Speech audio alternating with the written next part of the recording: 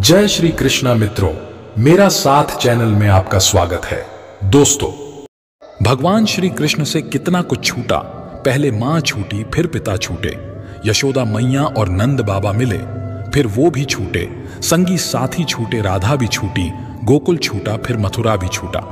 श्री कृष्ण से जीवन भर कुछ ना कुछ छूटता ही रहा। अगर नहीं छूटा तो वो था उनका देवत्व, उनकी मुस्कान, उनकी सकारात्मकता। इतना सब होने के बाद भी भगवान श्री कृष्ण दुख के नहीं उत्सव के प्रतीक हैं। सब कुछ छूटने पर भी कैसे खुश रहा जाता है, ये श्री कृष्ण से अच्छा और कोई नहीं सिखा सकता। दिल टूटने पर भी हंसना, शायद जिंदा दिल्ली इसी को कहते हैं। ठोकर लगने पर भी मंजिल तक भटकना, शायद तलाश इसी को कहते हैं। किसी को चाहकर भी ना पाना, शायद चाहत इसी को कहते हैं। टूटे खंडहर में बिना तेल के दिए जलाना, शायद उम्मीद इसी को कहते हैं। गिर जाने पर भी फिर से खड़ा होना, शायद हिम्मत इसी को कहते हैं। और इसी उम्मीद, हिम्मत, चाहत और तलाश, शायद जिंदगी इसी को कहते हैं। दरवाजे पर लिखा था, आज मैं बहुत दुखी हूं, कोई भी मेरे पास मत आना। सच्चा दोस्त अंदर आया और बोला, मुझे पढ़ना नहीं आता मेरे दोस्त। एक व्यक्ति ने एक साधु से पूछा कि उत्सव मनाने का बेहतरीन दिन कौन सा है। साधु ने मुस्कुराकर कहा, मौत से एक दिन पहले। व्यक्ति ने इस पर कहा, पर मौत का तो कोई दिन ही नहीं होता। तब साधु हंसा और बोला, तो जिंदगी का हर दिन आखिरी समझो। दूध को दुखी करो तो दही बनता है, दही को सताने पर मक्खन बनता है, मक्खन को सताने पर घी बनता है। दूध से महंगा दही है, दही से महंगा मक्खन है, और मक्खन से महंगा घी है, किंतु इन चारों का रंग एक ही है, सफेद। इसका अर्थ यह हुआ कि बार बार दुख और संकट आने पर भी जो अपना रंग नहीं बदलता, समाज में उसका मूल्य बढ़ जाता है। माना कि दुनिया बहुत तेज है और आप कछुआ, लेकिन इससे क्या फर्क पड़ता है। जीने के लिए चलते रहना जरूरी है, ना कि बहुत तेज भागते रहना। भागने वाले थक जाते हैं, रुक जाते हैं, लेकिन चलने वाले चलते जाते हैं, चाहे जाना कितना भी दूर क्यों ना हो। चिंता से चतुराई घटे, घटे रूप और ज्ञान। चिंता बड़ी अभागिनी, चिंता चिता समान। तुलसी भरोसे राम के, निर्भय हुए सोए। अनहोनी होनी नहीं, होनी हुए सो हुए। किसी की सहायता करते समय ये मत सोचिए कि वो भविष्य में आपके काम आएगा।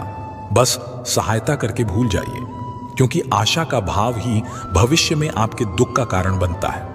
आप जो भी कर रहे हैं उसे परमात्मा देख रहा है, दूसरे जो कर रहे हैं उसे भी परमात्मा देख रहा है। न किसी को जताइए, न किसी को बताइए। बस इतना विश्वास रखिए कि जब ईश्वर ने उसकी सहायता के लिए आपको भेजा है, तो निश्चित ही जब आपको आवश्यकता होगी तो वो किसी न किसी को जरूर भेज देगा। काबू में रखिए प्रार्थना के समय अपने दिल को, काबू में रखिए खाना खाते समय अपने पेट को, काबू में रखिए किसी के घर जाएं तो अपनी आंखों को, काबू में रखिए महफिल में जाएं तो अपनी जुबान को, काबू में रखिए पराया धन देखकर अपने लालच को। भूल जाएं अपनी नेकियों को, भूल जाएं दूसरों की गलतियों को, भूल जाएं अति के कड़वे संस्मरण को। छोड़ दें दूसरों को नीचा दिखाना, छोड़ दें दूसरों के धन की चाह रखना, छोड़ दें दूसरों की चुगली करना, छोड़ दें दूसरों की सफलताओं से दुखी होना, और फिर देखें जीवन कितना आनंदमय हो जाता है। दोस्तों, इस दुनिया में बिना किसी वजह के कुछ भी अच्छा या बुरा नहीं होता। एक समय की बात है, एक गांव में एक गरीब औरत रहती थी। जब उसके एक बच्चा हुआ तो वो पूरी तरह से स्वस्थ था, लेकिन एक बार किसी हादसे की वजह से उस बच्चे की एक उंगली कट गई। वो बहुत दुखी हुई कि मेरे बच्चे के साथ ऐसा क्यों हुआ। वो हमेशा भगवान से शिकायत करती रहती थी कि मुझे नहीं पता भगवान को मुझसे क्या दुश्मनी है कि उसने मेरे बच्चे की उंगली काट दी। एक दिन एक चालाक दानव उस गांव में एक साधु का भेष रखकर आया। वो अपनी शक्ति बढ़ाने के लिए कई बच्चों की बलि चढ़ाता था। उसने इस बच्चे को भी देखा और उसे उठाकर ले गया, लेकिन जैसे ही उसने उसका बलिदान देना शुरू किया, उसे अपने गुरु की बात याद आई कि किसी भी बच्चे का बलिदान तभी किया जा सकता है जब उसके सारे अंग सही सलामत हों, और उसे मजबूरन उस बच्चे को घर वापस भेजना पड़ा। जब उसकी मां ने अपने बच्चों को सुरक्षित और स्वस्थ देखा तो उसे यह समझ में आया कि इस दुनिया में जो भी होता है वो चाहे अच्छा हो या बुरा, बिना किसी कारण के नहीं होता। तो दोस्तों, इससे हमें ये सीख मिलती है कि किसी भी हालात में आप बिना कुछ काम किए और उसके नतीजे पाए बिना नहीं रह सकते। ये संभव नहीं है कि इंसानी शरीर एक सेकंड के लिए भी बिना किसी काम के चल सके। यह संभव नहीं है कि इस ब्रह्मांड का एक भी कण बिना कोई काम किए एक सेकंड भी जी सके। काम करना हमारी जिंदगी का एक अहम हिस्सा है। जब हम सोते हैं तो हमारा दिमाग कहीं और होता है, हम सपने देखते हैं, हम सांस लेते हैं। हमारे शरीर के हर हिस्से में लाखों सूक्ष्म कण अपने अपने काम में लगे होते हैं। हम कभी भी काम करने से नहीं बच सकते और भगवान श्री कृष्ण कहते हैं कि हमें किसी काम में बंधना नहीं चाहिए। जो भी हम करें उसे इस विश्वास के साथ करें कि ये मैं नहीं कर रहा बल्कि ऊपर वाला ही कर रहा है। मैं सिर्फ एक कारण हूं। ये काम मैं नहीं कर रहा हूं, ये मेरे द्वारा नहीं हो रहा है। जब हमारी सोच इस स्तर की होगी तो हम कभी भी दुख नहीं पाएंगे, कभी भी उदास नहीं होंगे और कभी भी गर्व महसूस नहीं करेंगे। दोस्तों, दूसरों के गुलाम बनकर खुश होने के बजाय हमें आजाद रहना चाहिए और अपने दुखों का सामना करना चाहिए। चाहे जीवन में कितनी भी परेशानियां क्यों ना हो, लेकिन अगर आप आजाद हैं तो आप ही वास्तविक हैं। भगवद गीता में इंसानों की गुलामी को मौत से भी बुरा बताया गया है। इंसान किसी का गुलाम नहीं होता, वो अपने मन और अपने विचारों का गुलाम होता है। कभी भी किसी भी इंसान को अपने ऊपर हावी मत होने दो। भगवान श्री कृष्ण कहते हैं कि किसी इंसान के दुखी होने का सबसे बड़ा कारण लगाव होता है। इस लगाव से अज्ञानता आती है और जिंदगी में समस्याएं शुरू हो जाती हैं।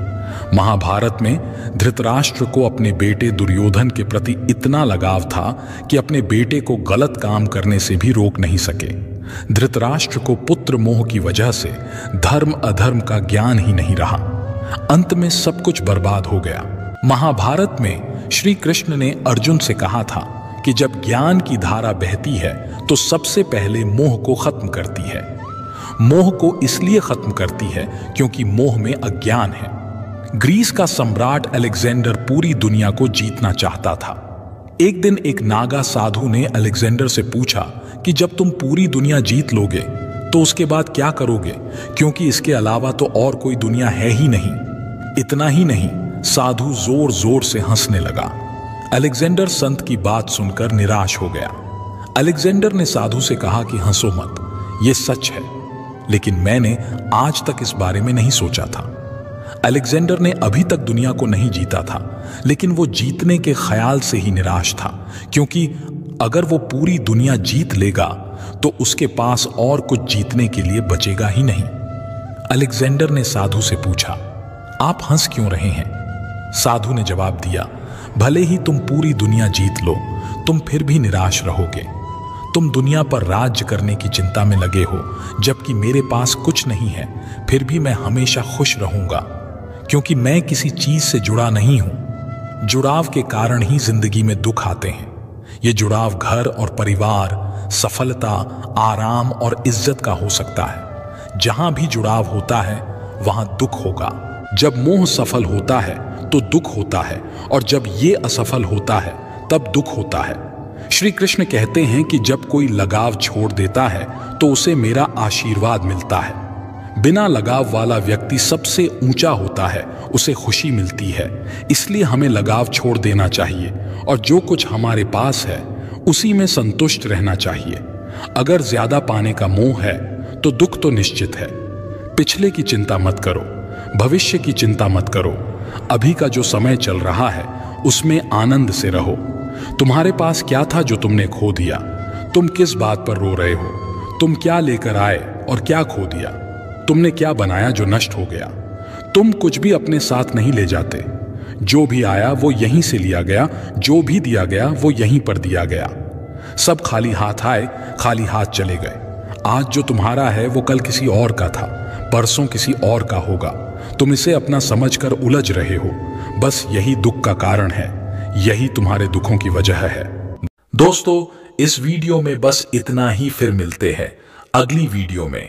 दोस्तों, अगर आपको मेरी वीडियो अच्छी लगी तो कृपया मेरे वीडियो को लाइक और चैनल को सब्सक्राइब करना ना भूलें। जय श्री कृष्ण।